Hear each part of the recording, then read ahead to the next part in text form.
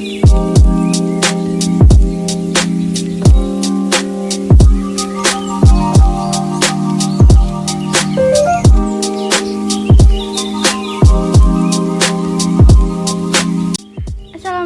warahmatullahi wabarakatuh.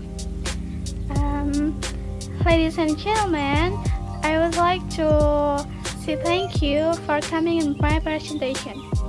It's great to see you all. Let me introduce myself and my partners. I am Anastasia Nursalihah, and my partners is Iftia Ainun Mutaha and Rosita Dewi Rasinmawati. In this presentation, we will discuss about akad salam. First, I will explain to you about akad salam and 2 legal basic akad salam, 3 pillars and conditions in the akad salam, 4 different akad salam in a Sharia financial institution, and DSN MUI on akad salam, and latest issues relate for the application on akad salam. For the time, we have to discuss about akad salam. Secara bahasa, transaksi atau akad digunakan berbagai banyak arti yang hanya secara keseluruhan kembali pada bentuk ikatan atau hubungan terhadap dua hal, yaitu as-salam atau yang disebut dengan as-salam. Kedua istilah tersebut merupakan bahasa dalam bahasa Arab yang mengandung makna pencerahan, sedangkan para fuqaha menyebutkan al-mahwis atau barang-barang mendesak karena ia sejenis jual barang yang tidak dapat ditempatkan, sementara dua pokok yang melakukan transaksi jual beli mendesak. Muhammad Syafi'i Antonio dalam bukunya Bank Syariah dari teori ke praktik memaparkan secara sederhana pengertian bai as-salam adalah pembelian barang yang diserahkan di kemudian hari, sedangkan pembayaran dilakukan di muka. Dan dengan beberapa pengertian tersebut dapat disimpulkan bahwa yang dinamakan salam adalah jual beli yang pembayarannya di muka dan penyerahan barangnya di kemudian hari dengan harga, spesifikasi, jumlah, kualitas, tanggal, dan tempat penyerahan yang jelas. Nah, untuk yang kedua ialah dasar hukum akad salam. Pertama ialah surat Al-Baqarah 282. Untuk ayatnya saya bacakan. A'udzu billahi minasyaitonir rajim. Bismillahirrahmanirrahim. Ayyuhalladzina amanu idza tadayantum bidainin ila ajalim musamma faktubuh wal yaktub bainakum bil adli wala yalba katibun an ya'tuba kama almahullah falya'tub wal yumli lillazi alaihi haqqu wal yattaqillaha rabbaku wala yabhas minhu syai'an fa'in kana allazi alaihi haqqu safihan aw da'ifan aw la yantadi'u an yumila huwa falyumlil waliyuhu bil qadli. Sadaqallahul azim. Pembahasan yang selanjutnya ialah hadis yang jual beli salah. Menurut Untuk artinya dari surat Al-Baqarah ayat 282, yaitu, "Hai orang-orang yang beriman, apabila kamu bermuamalah tidak secara tunai untuk waktu yang ditentukan, hendaklah kamu menuliskannya." Untuk yang kedua adalah hadis jual beli salam. Ibn Abbas menyatakan bahwa ketika Rasul datang ke Madinah, penduduk Madinah melakukan jual beli salam pada buah-buahan untuk jangka 1 tahun atau 2 tahun. Kemudian Rasul bersabda, "Siapa yang melakukan salam hendaknya melakukan dengan takaran yang jelas dan timbangan yang jelas pula sampai batas waktu tertentu." Untuk yang terakhir adalah menurut ijma.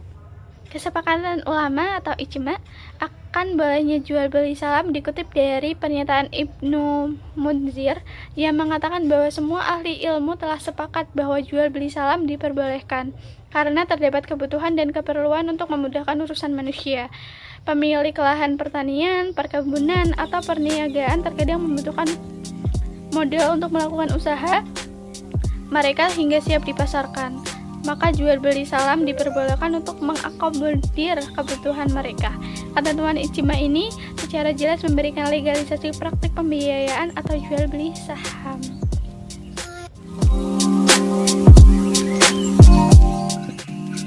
Assalamualaikum warahmatullahi wabarakatuh. Saya Iftifia Ainun Motoa, NIM 192111218. Di sini saya akan memberikan materi presentasi yang telah disampaikan oleh teman saya mengenai akad salam. Materi yang akan saya bahas kali ini yaitu tentang syarat-syarat dalam akad salam, rukun-rukun dalam akad salam, perbedaan akad salam dengan akad istisna, kemudian praktik akad salam dalam lembaga keuangan syariah. Yang pertama, saya akan membahas materi tentang syarat-syarat dalam akad salam. Yang pertama, berkenaan dengan syarat akad salam, pihak-pihak yang terlibat dalam transaksi akad salam telah menetapkan sifat-sifat benda yang ditransaksikan. Benda-benda yang ditransaksikan tersebut memiliki harga jual yang berbeda. Kedua, diketahui ukuran benda yang akan diakadkan. Dalam akad salam, waktu penyerahan barang yang ditangguhkan harus disepakati. Ketiga, barang harus bisa dihadirkan pada tempat yang telah disepakati. Keempat, benda yang akan diakadkan harus dihadirkan pada majelis akad. Kedua, rukun akad salam yaitu muslam atau pembeli muslam ilaih atau penjual modal atau uang muslam fihi atau barang sifat atau ucapan ijab qabul. Kemudian perbedaan akad salam dan istisna, yang pertama yaitu objek. Akad salam bersifat tanggungan atau adain, sedangkan objek istisna bersifat benda atau al-ain. Kedua yaitu dalam akad salam dibatasi dengan tempo waktu yang pasti, sedangkan akad istisna tidak dibatasi dengan tempo waktu.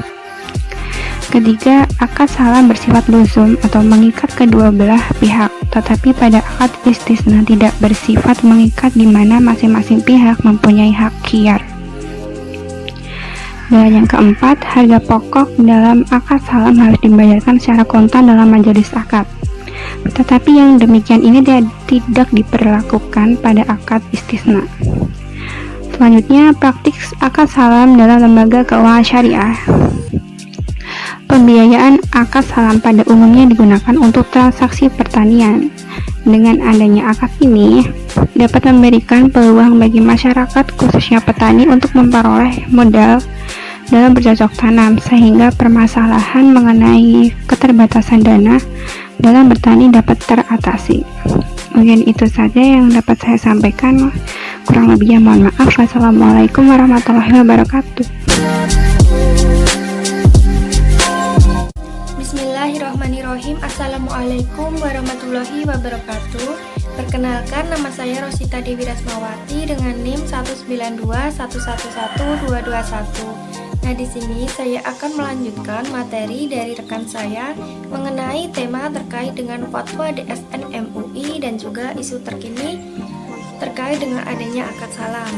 Nah, yang pertama saya akan menyampaikan mengenai fatwa DSN MUI. Nah, dalam ketentuan fatwa DSN MUI nomor 05/DSN MUI 4 tahun 2000 menetapkan beberapa hal. Yang pertama ada ketentuan pembayaran. Nah, di sini alat bayar harus diketahui jumlah dan juga bentuknya, baik berupa uang, barang, ataupun manfaat. Yang selanjutnya dilakukan saat kontrak telah disepakati. Kemudian pembayaran tidak boleh dalam bentuk ibrah ataupun pembebasan utang. Yang kedua ada ketentuan barang. Nah, di sini ketentuannya barang harus jelas ciri-cirinya atau spesifikasi dan dapat diakui sebagai utang. Kemudian penyerahan dilakukan di kemudian hari. Kemudian waktu dan tempat penyerahan barang harus ditetapkan berdasarkan kesepakatan.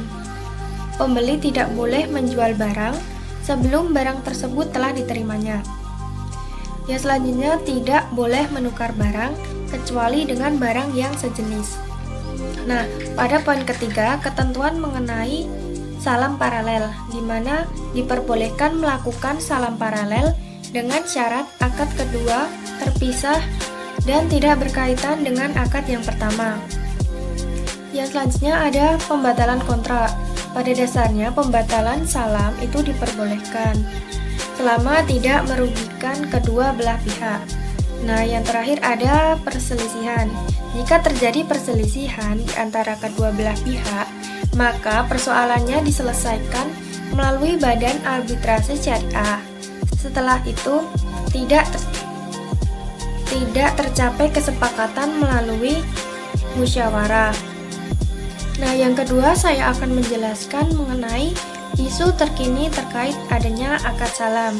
Nah, misalnya dalam contoh kasus di akad salam yaitu dalam aplikasi Lazada, di mana tidak ada tatap muka di antara penjual dan juga pembeli. Namun, pelaku akad dipertemukan dalam jaringan internet, seperti yang terjadi di Lazada.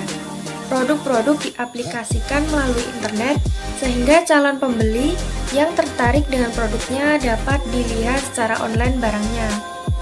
Nah, dapat disimpulkan bahwa dalam akad salam tersebut diperbolehkan selama tidak mengandung unsur yang merusaknya seperti unsur riba, kezaliman, penipuan, kecurangan, dan sejenisnya, serta memenuhi rukun dan syarat di dalam jual beli. Nah, disarankan bagi para konsumen akad salam untuk meminta informasi yang jelas terlebih dahulu mengenai produk sebelum melakukan transaksi dan selalu berhati-hati karena tanggung jawab pada akhirnya ada di tangan kedua pelaku akad salam tersebut. Nah, mungkin itu saja yang dapat saya sampaikan. Kurang lebihnya mohon maaf. Wassalamualaikum warahmatullahi wabarakatuh.